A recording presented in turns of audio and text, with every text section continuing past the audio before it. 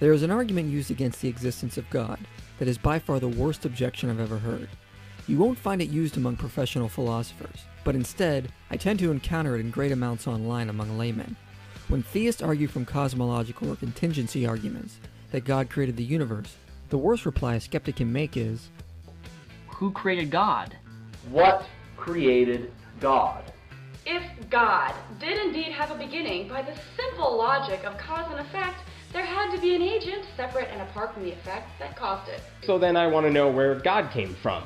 Who created God? Who created the person who created God? Who created the person who created the person who created God?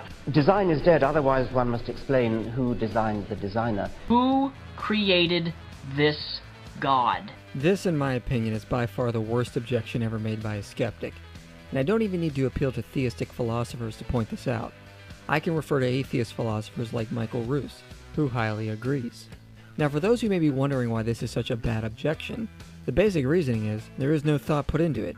Just because we can argue the universe was created, that doesn't mean we imply that everything needs a creator to exist. How the skeptic can make this leap is beyond me. No theist argues everything needs a creator. Look at the very simple Kalam cosmological argument. The first premise is not everything has a cause, but that everything that begins to exist has a cause. Obviously, we're not implying everything has a creator, but only things that have a beginning. My favorite cosmological argument, the Leibnizian version, makes this distinction very clear.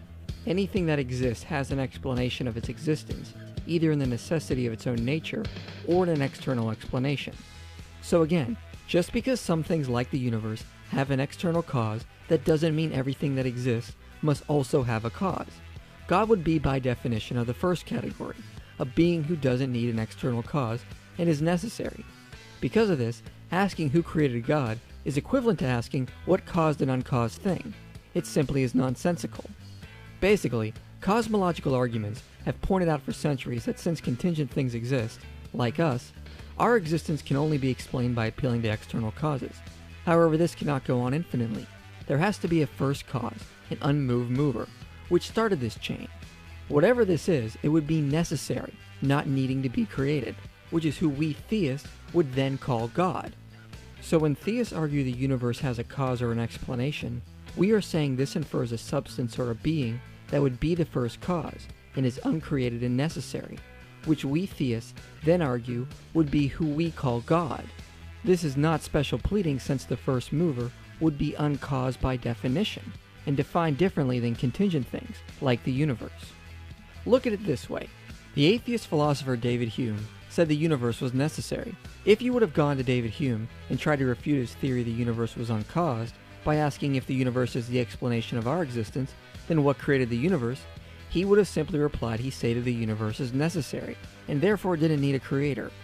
Now I bring this up because when I've tried to point this out to skeptics in the past, they commonly reply by saying, if God doesn't need a creator, then why does the universe? Why can't we just say the universe is necessary? Well, this was a prevalent belief of atheists before the 20th century, but the observable data in cosmology and physics has strongly refuted this possibility. An overwhelming amount of evidence now shows our space-time is contingent and had a beginning, so it cannot be necessary in and of itself.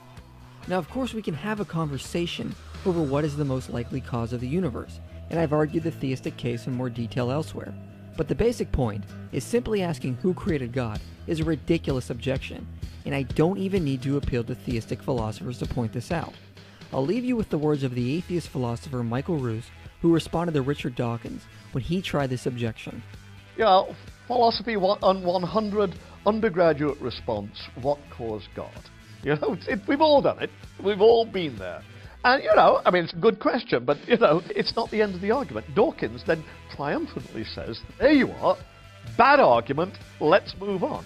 You know, and I know, that Christians, St. Augustine, certainly St. Thomas, spent a hell of a lot of, I mean, they knew this. And so what they were trying to do was articulate a notion of God who would be first cause. You know, the whole notion of aseity, God as a necessary being, God a se, God's essence is his existence. The point is, Christians have got some grown-up responses to these sorts of things, and I think that Dawkins does a serious misservice to the cause of non-belief by not being prepared to take seriously the kinds of things that believers believe in.